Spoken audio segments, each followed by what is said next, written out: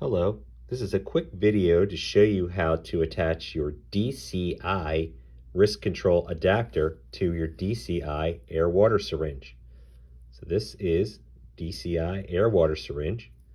First thing you're going to do is remove the metal syringe by depressing the ring around it. You just press that, it's like spring loaded, and you just pull that out. Okay. And then this is your DCI adapter. You're going to take that, depress this ring on the outside again. You see how it's kind of spring loaded there? And you're going to place the new adapter inside there. Press it in there and make sure it's solid. Okay, give it a little tug, make sure it doesn't come on. And then you're ready to attach your risk control air water syringe.